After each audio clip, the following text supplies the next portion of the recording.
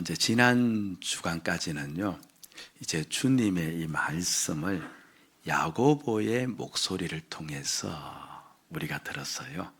근데 금주부터는 이제 베드로의 목소리를 통해서 이제 주의 음성, 주의 말씀을 우리가 듣습니다. 한마디로 베드로 버전인 셈이에요. 예수님의 수제자인 베드로, 그리고 우리가 알기로는 성격이 급하다고 그렇게 알려져 있는 베드로, 오순절 성령 받아서 변한 베드로, 그리고 전해진 바에 의하면 로마에서 거꾸로 십자가에 못 박혀서 순교한 베드로, 그는 어떤 주님의 말씀을 전하였을까 궁금하기도 하고 또 기대가 되기도 합니다. 주께서 우리를 변화시킬 말씀을 이 베드로 전서에 예비시켜 놓았음을 믿고, 베드로를 통하여서 주님이 우리에게 하시는 음성을 우리 앞으로 몇 주간 듣는 그 복된 시간 되어지기를 제가 주의 이름으로 축복을 드립니다.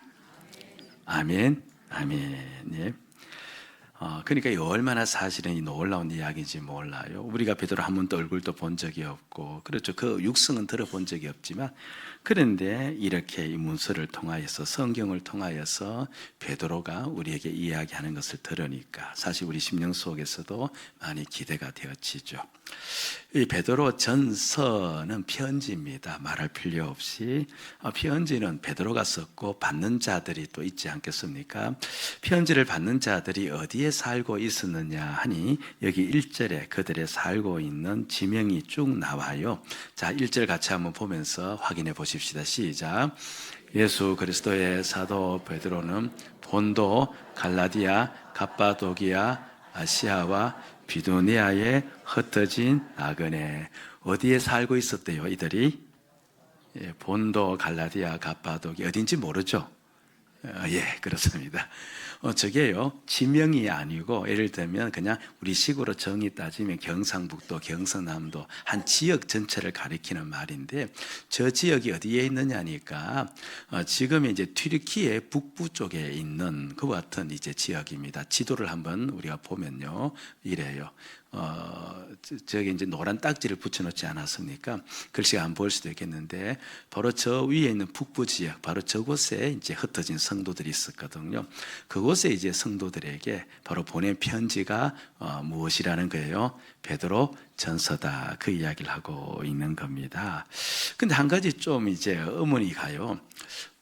사실 우리는 예루살렘이 어디냐니까 이제 그 오른쪽으로 쭉 내려오면은 이제 예루살렘이 밑에 있거든요. 아니 어떻게 저들이 예수를 믿게 되었을까, 그런 생각이 우리에게 들잖아요. 저 혼자만 들었죠. 저 멀리 떨어져 있는데, 그렇죠?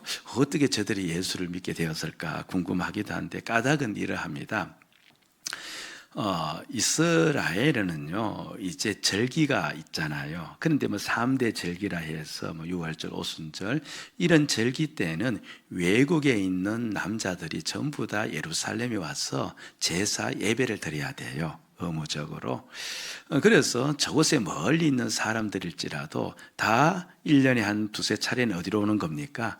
예루살렘에 와서 예배를 드렸는데, 그런데 이제 어떤 일이 있었냐니까, 여러분 우리가 사도행전에 보면요, 이 베드로가 오순절날, 맥주절이기도 하고 오순절날 마가의 다락방에서 기도하다가 이제 성령을 받아요.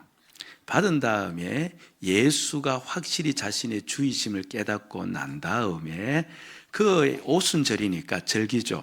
그러니까 이스라엘에 그 예루살렘에 많은 사람들이 다 들어와서 있는 그때 그가 사람들 앞에 설교를 해요, 베드로가. 우리는 잘 알아요. 그 설교가 끝나고 난 다음에 몇 명이 주님께 돌아왔대요? 3,000명이 돌아왔다 하는 것도 알고 있습니다. 그런데 사도행전을 보면요, 그 설교를 들은 자들이 어떤 자들이었는지 기록을 해놓고 있어요. 그게 사도행전 2장 8절에 나오는데, 우리 차근히 한번 읽어볼까요? 시작. 우리 각 사람이 난 곳 방언으로 듣게 되는 것이 어찌 됨이냐? 우리는 바데인과 메다인과 엘람인과 또 메소포다미아, 유대와 갑바도기아, 본도와 아시아 맛 이렇게 나옵니다. 그러니까 저 뒷부분을 보니까 그렇죠. 갑바도기아, 본도, 아시아 아까 우리 제일 처음 화면에서 보았던 그 지역들이 그대로 있는 거예요. 아, 그렇구나. 바로 저때 베드로의 설교를 듣고 회심한 자들, 그래 3천 명 속에 저들이 들어가 있었던 것이죠. 그래 저들이 돌아가서 그곳에서 계속 예수를 믿고 있었구나. 이렇게 우리가 충분히 짐작할 수가 있는 겁니다. 베드로가 이제 저렇게 성령 충만 받았을 때요, 저때가 이제 정확히 하지는 않지만 대략 그냥 공식적으로 주 한 4년, 3년쯤 되어져요. 근데 이 편지를 기록할 때가 주후 64년쯤 되어져요. 그러니까 대략 몇 년이 지났습니까? 30년이 지난 그 시점이에요. 그러니까 계속 믿음을 지키고 있었고 계속 예수 그리스도를 믿는 자들이 있었어요. 그래서 그들에게 이제 이 베드로가 편지를 쓴 겁니다. 그런데 편지를 쓰면서 보통 편지 서두에는요, 누가 누구에게 쓴다라고 수신자의 이제 그 대상이 나오잖아요.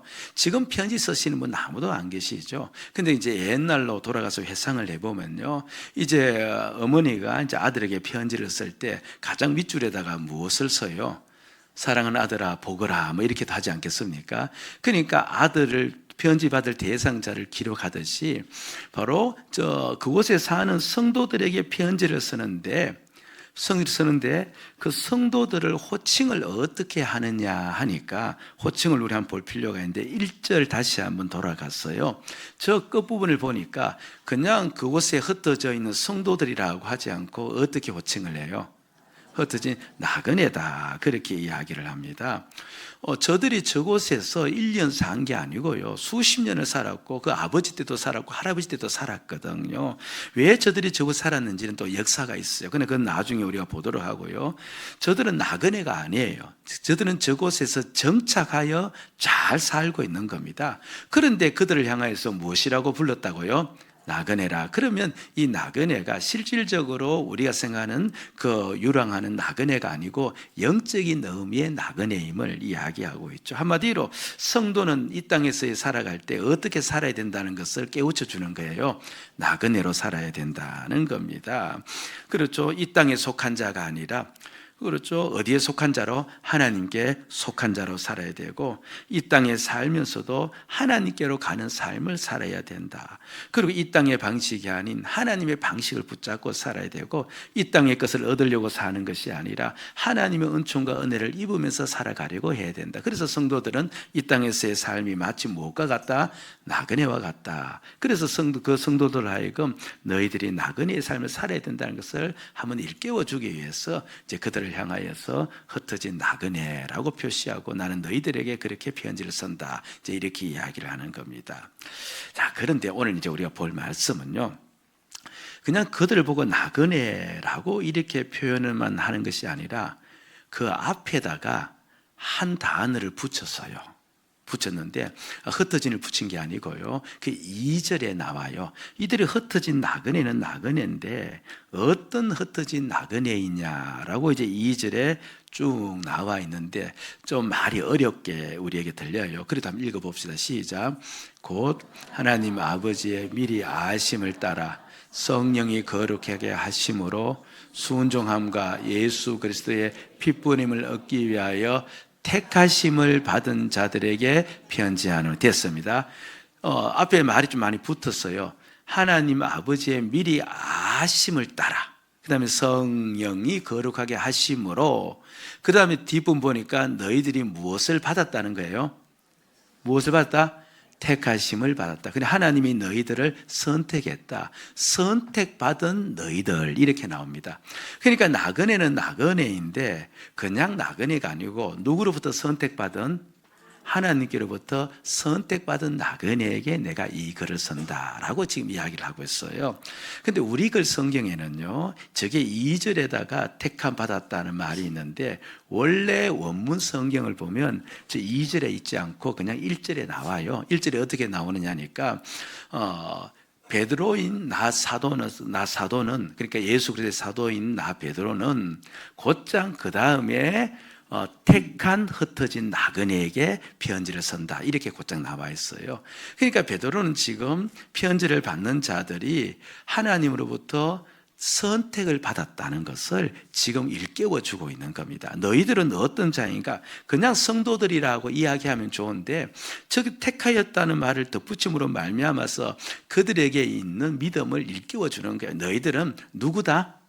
하나님으로부터 선택받은 자들이다. 너희들은 이 땅의 소속이 아니고 하늘나라의 소속으로서 이 땅에서 나그네같이 살아갈지라도 너희들은 어떤 자들이다? 하나님으로부터 선택받은 자들이다. 그렇게 이야기하고 있는 거예요. 한마디로 선민이라는 말이에요. 여러분 일제강점기 때요, 일본 사람들이 자신은 뭡니까? 황민이라 그렇게 불렀거든요. 그러니까 천황의 이제 백성이라 하면서 대단한 자부심을 가지고 또 긍지를 가지고 그렇게 살아가는 그 모습들을 가끔 우리가 이제 TV 화면을 통해서 배우지 않습니까?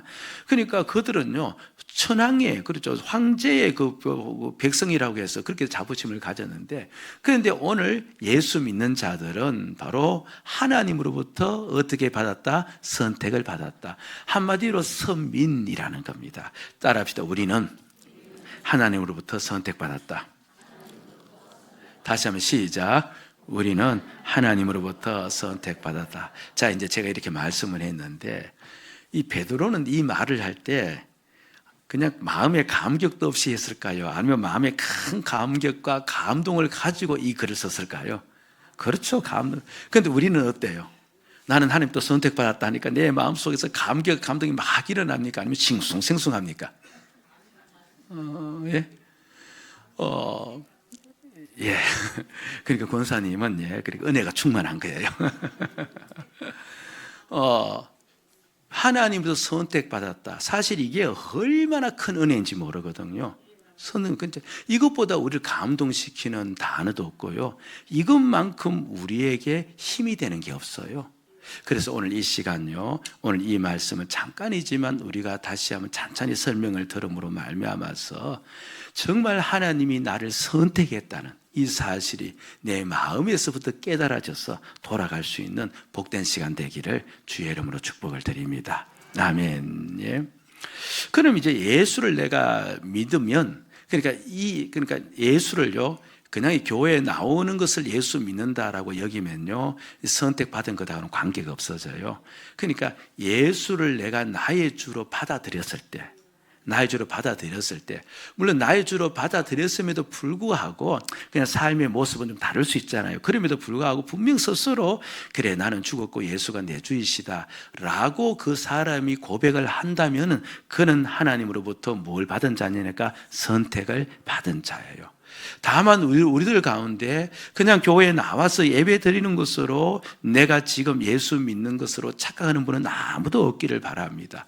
우리 모두가 예수님을 진정 마음에서부터 내 주로 고백하는 은혜가 있기를 바랍니다. 그렇게 내 스스로 자기 자신을 바라보면서 그래, 예수님이 나의 주이시다 라고 이야기하고 있다면 그 사람은 무엇을 받은 거예요? 선택을 받은 겁니다. 그걸 어떻게 알 수 있다는 말인가? 아니, 내가 예수를 주라고 고백하는 것하고 내가 선택받은 것하고 그게 무슨 연관성이 있는가? 그걸 제가 지금 이 시간에 설명을 하겠다 이 말이에요. 아멘. 예, 자, 그러면서 예. 그런데 보세요. 베드로가 너희는 선택받았다라고 이렇게 이야기했을 때 베드로는 자신이 선택받았다는 것을 경험했을까요? 하지 않았을까요? 경험을 했겠죠. 자신의 경험을 가지고 이야기를 하고 있는 겁니다. 베드로가요, 예수는 주이시다라고 분명하게 이야기를, 그렇죠, 성경에서 한 때는 2번 정도 있었어요. 그때 그는 하나님이 자신을 선택했음을 그는 그렇죠, 분명히 느끼고 깨닫고 알았던 겁니다. 그래서 우리가 한번 보시면요, 자, 2절을 다시 한번 보세요. 2절은 좀 문장이 긴데 곧 하나님 아버지의 미리 아심을 따라, 저게 어디에 걸리느냐니까 택함에 걸리는 거야. 그러니까 내가 택함을 받았는데 어떻게 택함 받았느냐니까 하나님 아버지의 미리 아심을 따라 택함 받았다. 자, 요거 하나 하고요. 이제 그다음에 또 내가 택함 받았는데 무엇으로 택함 받았다? 성령이 거룩하게 하심으로 택함 받았다. 요 2구절을 꼭 기억을 하셔야 돼요. 제가 잊어버리면 안 되니까 저를 좀 보세요. 예. 그러니까 내가 택함 받은 첫 번째는 무엇으로 택함 받은 거예요? 하나님 아버지의 미리 아심을 따라, 두 번째는 성령의 거룩히 하심으로. 자, 이걸 기억하고 말씀을 들어보세요. 예. 이제 하나님 아버지의 미리 아심을 따라 나를 택했다 할 때, 미리 아심이라는 말은요, 아심이라는 말은 요것만 넘기면 됩니다. 하나님 아버지께서 나를 주라고, 그렇죠, 예수님을 주라고 고백하도록 그 모든 시간과 환경을 다 주관하셨다, 이런 뜻이 그 안에 들어가 있는 거예요. 자, 저를 보세요. 요 고비만 넘기면 돼요. 그러니까 미리 아신다는 말은요, 미리 아신다는 말은 내 입에서 예수를 주라고 고백하도록 누가 만드셨다는 거예요. 그렇죠. 하나님께서 다 만드셨다는 겁니다. 자, 보세요. 구약을 우리가 읽어보면 하나님께서 이스라엘 백성들에게 많은 이야기를 하면서 이런 이야기를 주로 해요. 네가 내 말을 잘 따르고 내 규례를 잘 지키면 내가 너에게 뭘 줄 것이다? 복을 줄 것이고 은총을 줄 것이다 이야기하고, 또 반대편에서 근데 너가 날 잘 따르지 않고 내 말을 듣지 않으면 나는 너에게 뭘 할 것이다? 진노할 것이다. 자, 이렇게 이야기를 합니다. 이게 참 많이 반복이 되어져요.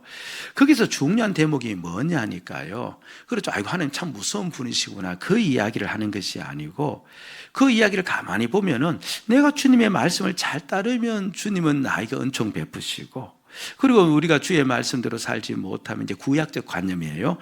그러면 주님 나에게 진노하신다. 이 이야기를 들으면서 우리가 느껴야 되는 것은 우리의 운명이 정해졌다는 말이에요, 정해지지 않았다는 말이에요. 우리의 운명이 정해져 버리면 말씀을 잘 따르든 잘 따르지 않든 상관이 있어요, 없어요? 없습니다. 그런데 내가 주의 말씀을 잘 따르면 은혜 주시고 그렇지 않으면 또 하나님께 진노하신다고 하니까, 아, 우리의 운명은 정해진 것이 아니구나 하는 것을 깨닫죠. 그런데 하나님께서 은혜 주시고 또 은혜 주지 않으신다고 하니까, 그러면 우리의 모든 삶을 누가 주관한다는 말이에요? 그렇죠. 하나님이 주관하시는구나. 그걸 이제 우리가 깨닫습니다. 그렇죠. 그래서 우리는 늘 외치잖아요. 그죠? 성도에게는 운명이 없어요. 성도에게는 팔자도 없어요. 우리가 예수 그리스도를 잘 섬기면 주께서 우리에게 은총을 주어요. 아멘. 그래서 우리는 운명을 찾아서도 안 되고 팔자 소관이라고 자꾸 핑계대도 안 되고, 우리는 오직 모든 우리의 삶의 모든 것들은 누가 주관하시는 거예요? 우리 주님, 우리 하나님이 주관하시는 거예요. 이걸 굳게 믿으시기를 제가 주의 이름으로 부탁을 드립니다. 그래서 저도 그 마음속에 두려움이 있어요. 워낙 이제 신문 기사에 그런 내용이 많이 나오니까, 아니 믿는 성도들이 점집에 간대요. 왜 많이 간답니까 또? 예. 점집에 간다는 말은요, 뭘 믿고 있는 거예요? 무엇을 믿고 있어요? 운명을 믿고 있고 팔자를 믿고 있는 거예요. 절대로 그게 아닌 겁니다. 그거는 그야말로 터무니없는 건데, 그런 성도가 없지 않아 있다는 말을 듣고 저도 깜짝 놀랐죠. 우리 교회는 그런 성도가 아무도 없기를 제가 주의 이름으로 간절히 소원을 합니다. 자, 그런데 보세요. 하나님 모든 걸 주관하시는 거예요. 주관하시는 거. 자, 요걸 딱 기억하시고 이제 한번 말씀을 들어보세요. 구약에 보면 이제 선지자들이 예언을 해요. 그렇죠. 예언도 가만히 따져보면 미리 알고 있는 거거든요. 이해되죠?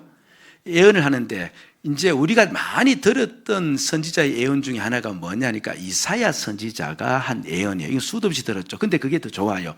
이사야 선지자가요, 장차 이 이스라엘은 바벨론에 의해서 멸망을 당할 것이고, 그리고 멸망당한 다음에 시간이 지나서 그 바벨론을 고레스라는 왕이 멸망시키고, 그 고레스라는 왕이 너희들을 바벨론에서 이스라엘로 예루살렘으로 귀환시킬 것이다 라고 이렇게 예언을 한 거예요. 예언을 한 겁니다. 그러니까 예언도 한편으로 미리 아는 거잖아요. 아는데 보세요. 하나님께서 역사를 주관하시잖아요. 그러면은 하나님께서 바벨론이 너희를 멸망시킨다라고 이야기하고, 장차 고레스라는 왕이 너희를 다시 돌려보낼 것이라고 이야기한다는 말은 하나님께서 어떻게 하시겠다는 겁니까? 바벨론이 진짜 너희들을 멸망시키도록 내가 너희들을 뭡니까? 너희들을 그렇게 만들어 가겠다는 거예요. 그게 딱 정해진 운명이 아니고 그 시간에 그 일이 일어나는 게 아니고 그 일이 일어나지 않을 수도 있어요. 하나님께서 어떻게 합니까? 그 처리한다 이렇게 하면 일이 일어나지 않아요. 그런데 하나님이 그렇게 말씀하신 것은 사실 그 예언은요, 바벨론이 예루살렘을 멸망하기 130년 전에 한 예언이에요. 그 당시 바벨론은 이스라엘보다도 힘이 없었어요. 그리고 그 당시 고레스 왕은요, 아예 태어나는 게 뭡니까? 그 아버지, 할아버지도 아직 안 태어난 거예요. 고레스라는 왕이 앞에 있을지도 없을지도 몰라요. 그런데 우리 하나님께서 그렇게 말씀을 하셨다는 것은, 이사야 선지자를 통해서 말씀하셨다는 것은, 내가 앞으로 모든 역사를 어떻게 만들어 가겠다? 그렇게 만들어 가겠다. 고레스 왕을 내가 앞으로 태어나도록 만들겠고, 고레스 왕이 바벨론을 멸망시키도록 만들겠고, 그래서 또 이스라엘 백성들을 어디로 돌려보내도록, 예루살렘으로 돌려보내도록 내가 어떻게 하겠다? 만들어 가겠다. 이런 뜻이거든요. 그러니까 예언이라는 것은요, 앞날에 딱 정해진 운명이 있어서 그걸 예측하는 게 예언이 아니고, 그냥 그렇게 하나님께서 말씀을 하셔버리면 그 말씀대로 하나님께서 모든 걸 전부 다 어떻게 하겠다는 거예요? 다 만들어 가신다는 겁니다. 만들어 가신다는 거. 그게 바로 구약에서 또 성경에서 말하는 하나님의 미리 아심 예언이에요. 무슨 말 이해하셨죠? 자, 이제 보시기 바랍니다. 그런 가운데 이제 고레스가 딱 태어나서 정말 이스라엘 백성을 예루살렘에 귀환시켰어. 이 역사 속에 일어난 일이고 우리는 이제 알아요. 왜냐하니까 우리는 역사를 다 지나고 나서 이제 보니까 알았어요. 그러면 고레스 왕이 실제로 그때 그 역사 속에서 그렇게 했거든요. 그러면 우리가 그 고레스를 보면서 우리가 어떤 말을 할 수 있습니까? 정말 하나님께서 저 고레스라는 사람을 어떻게 했구나? 택한 게 맞구나 라고 결론 지을 수가 있잖아요. 저를 좀 보세요. 이해가 안 돼요. 이해가 안 되면 제가 다시 하면 돼요. 그러니까 하나님이 결국 다 그렇게 말씀하셨으니까 하나님 그 말씀대로 다 됐잖아요. 말씀대로 됐으니까 정말 저 고레스 왕이 저렇게 돌려보내고 저렇게 한 것도 결국 누가 만드신 거예요? 하나님이 만드신 거잖아요. 그러면 하나님이 고레스를 이미 다 그 심령 속에 뭡니까? 이미 무엇을 해놓은 거예요? 우리 식으로 말하면 다 그렇죠. 찜해 놓은 거예요. 하나님 고레스 다 선택해 놓은 거예요. 그래서 고레스 왕 하나님이 무엇 하셨구나? 선택하셨구나. 이렇게 이야기할 수가 있죠. 있다고 좀 해주세요. 아멘. 예. 자, 이제 그걸 또 머리 세게 한번 들어보세요. 이제 예수님께서 이제 가이사라 빌립보라는 이제 지역을 지나고 있었을 때 거기가 이제 우상의 도시거든요. 그럼 많은 사람들이 우상을 섬기는 것을 보고 예수님이 제자들에게 물어요. 사람 다 우상을 섬기고 있으니까 너희들은 나를 누구라 하느냐라고 물었던 겁니다. 그러자 성격 급한 누구예요? 베드로가 불쑥 나서서 이야기를 해요. 그게 마태복음 16장 16절 이야기예요. 이런 이야기를 하죠. 시작. 시몬 베드로가 대답하여 이르되 주는 그리스도시요. 저게 무슨 말이냐니까 바로 주는 구원자, 선생님은 구원자가 맞고 살아계신 하나님의 아들은 당신은 바로 천한 모든 만물의 주 하나님이 맞으십니다. 그러니까 우리가 예수를 나의 주 하나님으로 고백하고 받아들이면 그 사람을 향해서 구원받다 이렇게 이야기하잖아요. 그러니까 베드로가 정확하게 그렇게 고백을 한 겁니다. 믿음의 고백을 한 거예요. 당신은 구원자시요 당신은 모든 만물의 주인이십니다. 이렇게 고백을 한 겁니다. 그 고백을 들은 이제 하나님께 예수님께서 이렇게 이제 대답을 해주세요. 17절에 나오는데 보세요. 예수께서 대답하여 이르시되 그다음 어떤 말 합니까? 바요나 시모나 내가 복이 있도다. 이를 내게 알게 하니는 혈육이 아니요 하늘에 계신 내 아버지. 그러니까 너가 예수님 나의 주이십니다 라고 고백을 한 것은 너 머리로 깨달은 게 아니고 그것을 누가 알게 하였다? 그렇죠. 하나님께서 알게 했다. 이게 무슨 말이냐니까 하나님이 너로 하여금 그 고백이 나올 수 있도록 그렇죠. 너의 모든 환경과 상황을 하나님께서 다 어떻게 하셨다? 주관하셨다. 주관하셨기 때문에 너가 지금 그런 고백을 하는 것이다. 그럼 너로 하여금 그 고백이 나올 수 있도록 다 주관했다면 그러면 하나님은 너를 어떻게 했다는 거예요? 선택을 했다. 이 말이에요. 그러니까 보세요. 오늘 내가요 내 입술로 예수님은 나의 진정한 주님이십니다라고 고백했을 때 내 지성에서 내 어떤 이해력에서 나왔다면요, 그건 하나님의 선택과는 관계가 있어요, 없어요? 없습니다. 그런데 하나님께서 나로 하여금 그 고백이 나올 수 있도록 모든 환경과 상황을 다 엮어서 그 고백을 할 수 있도록 만들었다면, 그러면 하나님은 그 고백이 나오기 전부터 나를 어떻게 했다는 말이에요? 선택을 했다는 말이거든요. 그래서 베드로가 깨달은 거예요. 예수를 주라고 부리는 자들은 하나님께서 어떻게 하신 자들이구나? 선택하신 자들이구나. 그런데 저 멀리 떨어져 있는 그곳에 있는 사람들도 예수를 주라고 고백하니까 그들을 향해서 너희들은 선택받은 자라, 이렇게 이야기한 거예요. 아멘. 그리고 아까 읽었던 본문 2절을 다시 한번 보면요, 2절 보세요. 그러니까 하나님 아버지 미리 아심을 따라, 아까 제가 그 설명했고, 그 다음에 보세요. 성령이 거룩해 하심으로 택함을 받았다, 이렇게 이야기하거든요. 이게 무슨 말이냐니까요. 근데 베드로가 그때 이제 예수님을 주시라고 고백하기는 했는데요, 분명 그 고백도 하나님의 택함 받은 자로서의 고백은 맞아요. 그런데 베드로가 변화되었느냐 하니까 전혀 바뀌어지고 변화된 게 없어요. 그렇게 고백을 하고 난 다음에도 베드로는요, 여전히 예수님을 부인하고 십자가에 예수님이 달렸을 때 자신의 생명이 위협이 느끼자 도망을 가버리고, 그리고 근심하고 염려하고, 그리고 제자들과의 관계 속에서 누가 더 높으냐고 막 다투며 싸우고, 그러니까 믿음은 믿기는 믿는데 세상 사람들과 비교해서 다를 바가 없어요.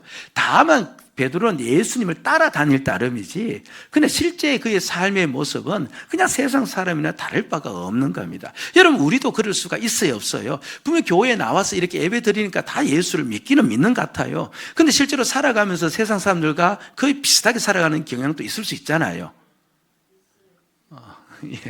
좋습니다. 있는 거예요.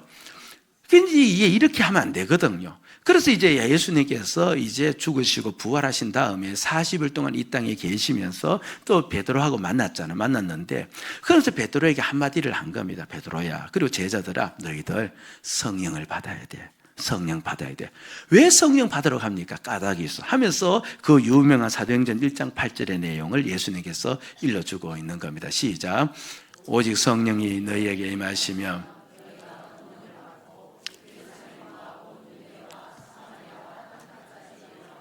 자, 끝에 보면 누구의 정인이 된다? 내 정. 여기서 내 정인은요, 예수님이 누구시라는 것을 확실히 고백한다는 거예요. 예수님이 만물의 주 하나님이시다. 예수님 만물의 주인이시다. 그거를 확실히 본 사람처럼 정언을 한다.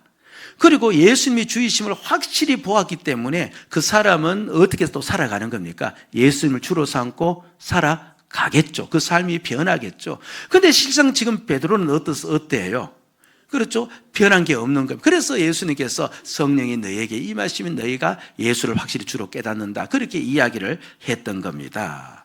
그 말을 들은 이제 베드로가요, 예수님이 부활하신다고 성천하신 다음에 대략 10여일 동안 우리가 알고 있는 마가의 다락방이라는 곳에 모여서 기도를 하는 거예요. 기도하는데 우리가 알다시피 성령이 오는 거죠. 성령이 오고 성령이 그에게 내려오자, 그렇죠, 오자 그가 확실히 그 심령 속에, 그렇죠, 예수님이 누구이신 것을 깨달은 거예요. 그렇죠, 예수님이 주이심이 깨달아진 거예요. 자, 보세요. 베드로가 깨달았어요? 아니면 깨달아진 거예요? 깨달아진 거예요. 베드로가 믿은 거예요? 믿겨진 거예요? 믿겨진 거예요. 확실히 예수가 자신의 마음에서부터 주이심이 믿겨진 겁니다. 그러자 사도행전 2장 36절에서요, 베드로가 그냥 외치는 겁니다. 이렇게 외쳐요. 시작. 그런즉 이스라엘 온 집은 확실히 알지니 너희가 십자가에 못 박은 이 예수를 하나님이 주와 그리스도가 되게 하렸느니라, 그렇게 이야기하거든요. 그러니까 예수가 내 주이시다, 이렇게 고백한 겁니다. 자, 보세요. 그럼 예수님 주시라고 이렇게 굳게 하게 된 까닭은 그에게 무엇이 내렸고? 성령이 내렸고. 그럼 그 성령이 그냥 임의로운 것이 아니고 누가 보내주셨어요? 하나님이 성령을 보내주셨고. 그럼 결국은 누가 그로 하여금 믿게 한 겁니까? 하나님이 그를 믿게 한 것이죠. 하나님이 그를 믿게 했다는 말은 어느 날 갑자기 믿은 것이 아니고 하나님께서 계속 성령을 기다리고 이야기하셨고, 그래서 성령이 왔다는 말은 하나님이 누구를 택했다는 말이에요. 그 베드로를 택했다는 말이에요. 그래서 자신이 성령으로 말미암아 예수가 진정 주이심을 마음속에 만나자 그는 베드로는 깨달은 겁니다. 아, 그렇구나. 하나님이 나를 택하셨구나. 하나님이 나를 선택하셨구나. 그래서 사도행전 아까 우리가 했던 베드로전서 2절에 성령의 거룩하게 하심으로 너희가 무엇을 입었다? 택하심을 입었다. 그렇게 이야기를 하고 있는 겁니다. 여러분, 내가 지금 예수를요, 내 주라고 그렇게 고백하면요, 그거는 내가 고백한 것이 아니고 누가 나라고 하여금 고백시킨 거예요. 성령님이 또는 하나님이 고백시킨 거예요. 그럼 하나님이 그렇게 나로 하여금 고백시키고 믿도록 했다는 말은 모든 상황과 환경을 다 동원해서 나를 믿도록 했다는 말은, 그렇죠, 하나님이 이미 나를 어떻게 했다는 말이에요? 택하셨다는 말이고, 그래서 내가 예수를 주라고 고백하면 나는 어떻게 믿어야 됩니까? 하나님이 나를 선택하셨구나, 이렇게 믿는 거예요. 어떤 분은 하나님 당신 선택해서 이렇게 이야기하면 네가 봤냐 안 봤냐고, 어떻게 보지도, 이렇게, 그게 아니고요. 오늘 내가 예수를 주라고 고백하면요, 여러분들 확실히 믿어야 되는데 하나님이 나를 선택하신 거예요. 나는 하나님으로부터 뭘 받은 거예요? 그렇죠? 선택받은 거예요. 나는 선민이에요. 아멘? 나는 선민이에요. 우리 교회가요, 어따든 계속 강조하는 게 이 부분이에요. 새가족 확신반을 하는 까닭도, 그렇죠, 성령으로 받아서 마음에서부터 누구를 깨닫자는 거예요. 예수를 주라고 깨닫자. 그럼 우리가 바뀌어지고 변화된다. 의지가 약해서 우리가 바뀌어지는 게 아니고요, 못 바뀌는 게 아니고, 예수를 내 주로 확실히 깨달으면 우리는 어떻게 되어져요? 변화되고 바뀌어져요. 아멘. 그래서 마음으로부터 깨닫자라고 우리가 그렇게 강조하며 나가고 있는 겁니다. 그러나 어떠하든 간에 우리가 예수를 주라고 지금 내가 고백하고 있다면 분명히 우리가 확신해야 될 것은, 나는 어떤 자예요? 나는 선택받은 자예요. 할렐루야. 아멘. 예. 이게 바로 그리스도인의 정체성이라고 하는 거예요. 나는 선택받은 자다. 선택받은 자다. 그렇죠. 내가 선택받은 자임을 진정 내가 안다면 이게 얼마나 귀한 사건인지 모르요. 하나님 나를 선택했다는 것을 알기 때문에, 그러면요, 우리가 어떠든 간에 우리는 누구의 뜻대로 살아가려고 애쓸 겁니까? 주님의 뜻대로 살아가려고 했어요. 그리고 고난과 환경에 어려움이 오더라도 내가 선택받은 것을 알면 그 고난 속에서도 믿음으로 살아갈 수가 있는 힘이 생기는 거예요. 생기는 겁니다. 여러분, 우리가 이스라엘 이야기를 그렇죠, 가끔씩 듣는데, 사실 이스라엘은 특별한 민족은 맞기는 맞아요. 왜 그런가 하니까요, 이스라엘 나라가요, 물론 더 많이 따지면 더 많이 있을 수 있지만, 그러나 공식적으로 완전히 멸망을 2번 했거든요. 아까 이야기한 것처럼 바벨론의 포로로 다 끌려갔잖아요. 그러니까 이스라엘 나라 자체가 무너져 버린 거예요. 그래서 한 번 더 멸망했죠. 그리고 또 언제 멸망했느냐 하니까, 여러분, 주 70년에요. 주 70년에 로마가 이스라엘을 완전히 멸망시켜 버렸어요. 그리고 이스라엘 백성들 하여금 모두가 그 땅에 살지 못하도록 쫓아내버린 거예요. 그래서 이스라엘 백성들이 자기 땅에 살지 못하고 쫓겨났죠. 쫓겨나서 세계 각처로 흩어진 겁니다. 그래서 이 이스라엘 백성이 그렇게 흩어진 다음에 다시 지금의 이스라엘 땅으로 모인 때가 언제냐니까 1948년이에요. 그러면 그렇게 완전히 쫓겨날 때가 주 70년이에요. 그런데 1948년 다시 모여서 이스라엘이라는 국호를 정하고 저렇게 나라를 만들었거든요. 자, 보세요. 그럼 적어도 대략 그죠, 몇 년 동안 그들이 나라 없이 살았습니까? 1900년이에요. 우리 식으로 이야기하면요, 사만 시대 있잖아요. 사만 마한 시대. 마한이라는 나라가 있었는데 완전히 풍비박산이 나는데 1900년이 지나서 마한이라는 나라를 건설한 거예요. 이게 됩니까? 안 됩니까? 어느 한 나라가 멸망을 했는데 1900년이 지난 다음에 그 나라가 다시 세울 수가 있는 게 가능해요? 가능하지 않아요? 가능하지 않습니다. 이거는 불가능한 일이에요. 이건 인류 역사에서 만들어질 수 없는 일입니다. 그런데 이제 물어보는 겁니다. 아니, 도대체 그 사람들은 누구길래, 아니 1900년 동안 다른 나라에서 다 살면 그쪽에서 결혼도 할 수 있을 것이고, 그렇죠, 혈통이 막 섞일 수도 있겠고, 그래서 나중에 정체성도 다 사라져 갈 수 있겠고, 그 다 동화되고 그 나라 자체가 없어질 뿐 아니라, 그렇죠, 모든 그들이 가지고 있는 문화부터 시작해 다 없어질 수도 있는데, 아니 그들은 어떻게 해서 끝까지 그렇게 정체성을 가지고 그들은 하나님을 믿으면서 그렇게 다시 뭉쳐서 1900년이 지난 다음에도 나라를 건설할 수 있을까? 라고 연구를 했죠. 그 연구의 결과가 뭐냐니까, 고인 대신 강영우 박사가 교육학 박사인데 그분이 이야기를 해요. 한 가지 있더라는 겁니다. 그들은 그 마음속에 한 가지 사상을 가지고 있더라. 그 사상이 뭐예요? 우리도 알고 있어요. 선민 사상. 우리는 하나님으로부터 택함 받았다. 우리는 선민이다. 우리는 선민이다. 택함 받다고 생각하니까 다른 택하지 않는 사람들과 어울려서 살아갈 수가 있어 없어요? 없습니다. 융화될 수. 다른 세상의 문화를 따서 다른 민족의 문화를 따라갈 수가 없어요.